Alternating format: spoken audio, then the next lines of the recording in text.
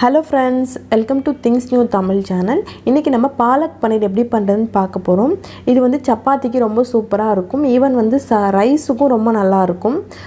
So இத நம்ம ஈஸியா வீட்லயே செஞ்சிடலாம். அதுக்கு என்னென்ன தேவை எப்படி பண்றதுன்னு பார்க்கலாம் வாங்க. இன்னைக்கு நான் ஒரு கட்டு பாலக்கீரை எடுத்துர்க்கேன். அது வந்து நீங்க பசலைக்கீரைன்னு சொல்லுவாங்க. சோ அதை எடுத்துட்டு நல்லா கழுவி வச்சுக்கோங்க. இந்த மாதிரி ஒரு கடாயில ஒரு 1/2 டீஸ்பூன் எண்ணெய் விட்டுட்டு அந்த கீரையை இதல ஆட் பண்ணிக்கோங்க. உங்களுக்கு தெரிக்கும் அந்த தண்ணில போட்ட உடனே நம்ம போடுறதுனால தெரிக்கும் அப்படிங்கிறதுனால லைட்டா ஒரு 2 நிமிஷம் மூடி வச்சுக்கோங்க. 2 நிமிஷத்துக்கு அப்புறம் அது வதங்கிரும். இந்த கீரை ரொம்ப சீக்கிரமாவே வதங்கிரும். நல்லா வதங்கினதுக்கு அப்புறம் இத நம்ம அரைச்சுக்கணும். சோ பாருங்க ஆல்மோஸ்ட் அந்த வெடிக்கிறதெல்லாம் நின்றுச்சு. இப்போ லைட்டா திருப்பி விட்டோம் அப்படினா எல்லா சைடும் கொஞ்சம் நல்லா ஈவனா வதங்கிரும். இந்த கீரை வந்து ரொம்பவே ஹெல்தின்னு சொல்லுவாங்க. எல்லா நாளும் நம்மளால இத சாப்பிட முடியாது. ஆனால் எப்பயாவது ஒரு நாள் இந்த மாதிரி கீரைகள் எடுத்துக்கும்போது பசலைக்கீரை அதல எடுத்துக்கலாம் நம்ம. பாருங்க இந்த மாதிரி வதங்கிருச்சு. இந்த மாதிரி வதங்கினதுக்கு அப்புறம் இதுல வந்து காரத்துக்கு பச்சை மிளகாய் தான் சேர்க்க போறோம். நான் இன்னைக்கு எனக்கு 3 பச்சை மிளகாய் சேர்க்கிறேன். உங்களுக்கு தேவையான அளவு நீங்க சேர்த்துக்கோங்க. அப்புறம் கொத்தமல்லி இதல ஆட் பண்ணிக்கிறேன். ஏனா வந்து இதோட சேர்த்து அரைச்சலாம் அப்படிங்கிறதுனால ஆட் பண்ணிக்கிறேன். அது ஆறுனதுக்கு அப்புறம் அரைச்சு வச்சுக்கோங்க. இப்போ அதே கடாயில ஒரு 1/2 டீஸ்பூன் கிட்ட எண்ணெய் விட்டுக்கோங்க. எண்ணெய் விட்டதுக்கு அப்புறம் அதுல பிரியாணி இலை, பட்டை, கிராம்பு, ஏலக்காய் எல்லாத்தையும் போட்டுக்கோங்க. ஒரு 2 கிராம்பு, 2 ஏலக்காய், ஒரு பிரியாணி இலை, கொஞ்சம் பட்டை. அது உங்களுக்கே தெரியும் எவ்வளவு குவாண்டிட்டி தேவைப்படுது அப்படினு.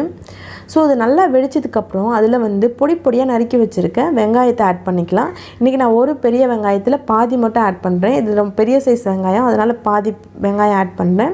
வெங்காயம் நல்லா வதங்கினதுக்கு அப்புறம் இஞ்சி பூண்டு பேஸ்ட் ஆட் பண்ணிக்கோங்க. ஒரு 1/2 டீஸ்பூன் இஞ்சி பூண்டு பேஸ்ட் நான் இன்னைக்கு ஆட் பண்ண போறேன். இஞ்சி பூண்டு பேஸ்டோட பச்சை வாசனை நல்லா போகணும். அது வரைக்கும் நம்ம நல்லா வதக்கணும்.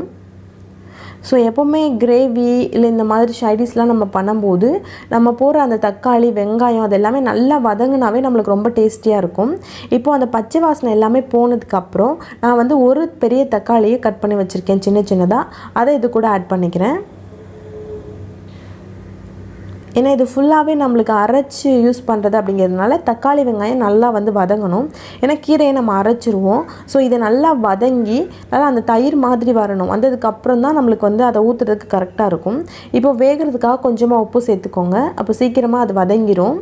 இப்போ மசாலா சேர்த்துறலாம். மஞ்சள் தூள், இது வந்து கரம் மசாலா 1/4 டீஸ்பூன். இது வந்து மல்லித்தூள் 1 டீஸ்பூன் சேர்க்கிறேன் நானு. இது வந்து அமைச்சூர் பவுடர்னு சொல்லுவாங்க. Try mango powder. இது வந்து ஒரு 1/4 டீஸ்பூன் சேர்த்துக்கோங்க. சீரகத்தூள் ஒரு 1/4 டீஸ்பூன் சேர்த்துக்கோங்க. இப்போ மசாலா எல்லாத்தையும் நம்ம மிக்ஸ் பண்ணி விட்டுக்கலாம். மசாலாவோட பச்சை வாசனை போற வரைக்கும் நல்லா மிக்ஸ் பண்ணி விடுங்க. நல்லா அந்த பச்சை வாசனைலாம் போனதுக்கு அப்புறம் நமக்கு நல்லா அந்த ஸ்மெல் சூப்பரா வரும்.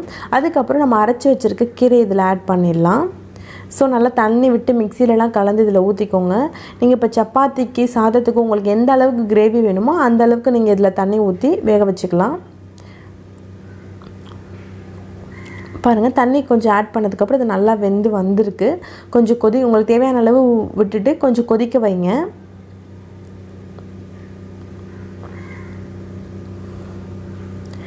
இது நல்லா கொதிக்கணும். நல்லா இது கொதிச்சதுக்கு அப்புறம் இதுல வந்து உங்களுக்கிட்ட ஃப்ரெஷ் க்ரீம் இருந்தா ஃப்ரெஷ் க்ரீம் கொஞ்சம் ஆட் பண்ணிக்கோங்க. ஃப்ரெஷ் க்ரீம் இல்ல அப்படினா பால் ஆட் பண்ணிக்கலாம். திக்கான பால் எடுத்துட்டு கொஞ்சமா ஒரு 2 ஸ்பூன் கிட்ட பால் இதல ஆட் பண்ணிக்கோங்க. ஏனா அதுக்கு அப்புறம் கொஞ்சம் டேஸ்ட் மாறும். பால் ஊத்துனதுக்கு அப்புறம் இல்ல ஃப்ரெஷ் க்ரீம் ஊத்துனதுக்கு அப்புறம் தான் அது கொஞ்சம் சாஃப்ட்டா அதோட டேஸ்டே நல்லா சூப்பரா இருக்கும். சோ அத நல்லா மிக்ஸ் பண்ணி விட்டுக்கோங்க. பால் விட்டுட்டு ஒரு 3 நிமிஷத்துக்கு அப்புறம் நம்ம வந்து பன்னீர் இது கூட ஆட் பண்ணிக்கலாம். பன்னீர் வேகிறதுக்கு ஒரு 5 நிமிஷம் போதும். அந்த பன்னீர் வெந்து அந்த மசாலாவெல்லாம் அப்சார்ப் பண்ணிக்கும். சோ பன்னீரை வந்து ஸ்கொயர் ஷேப்ல கட் பண்ணி வச்சுக்கோங்க. 200 கிராம் பன்னீர்ல நான் ஒரு 150 கிராம் பன்னீர் இதல ஆட் பண்ணிருப்பேன். சோ இது 2 பேருக்கு கரெக்ட்டா இருக்கும். இதுல அழகா இந்த மாதிரி பன்னீரை நீங்க ஆட் பண்ணிட்டு நல்லா மிக்ஸ் பண்ணி விடுங்க. பன்னீர் வந்து 5 நிமிஷத்துல உங்களுக்கு அழகா வெந்துரும். இது வந்து மிதமான ஹீட்லயே வச்சுக்கோங்க அடுப்பை.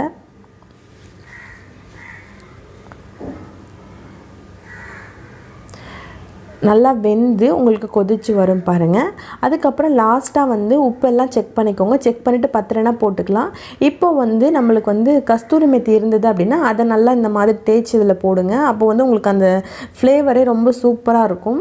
அவ்வளோதான். இதை நல்லா மிக்ஸ் பண்ணி விட்டுட்டிங்க அப்படின்னா நம்மளுக்கு ரொம்ப டேஸ்டியான பாலக் பன்னீர் நம்ம வீட்டிலே ரெடி ஆகிடுச்சு. ஸோ இந்த வீடியோ உங்களுக்கு ரொம்ப பிடிக்கும்னு நினைக்கிறேன். பிடிச்சிருந்தது அப்படின்னா மறக்காமல் என்னோடய சேனலை சப்ஸ்கிரைப் பண்ணுங்கள். கூடவே பக்கத்தில் இருக்க பெல் பட்டனை மறக்காமல் கிளிக் பண்ணிக்கோங்க. அப்போ தான் நான் நெக்ஸ்ட்டு போடுற வீடியோ அப்டேஷன் எல்லாம் உங்களுக்கு வரும். இதை நான் இன்றைக்கி சப்பாத்தி கூட சாப்பிட போகிறேன். மத்தியானம் லஞ்சுக்கு ரைஸ் கூடயும் சாப்பிட்லாம்.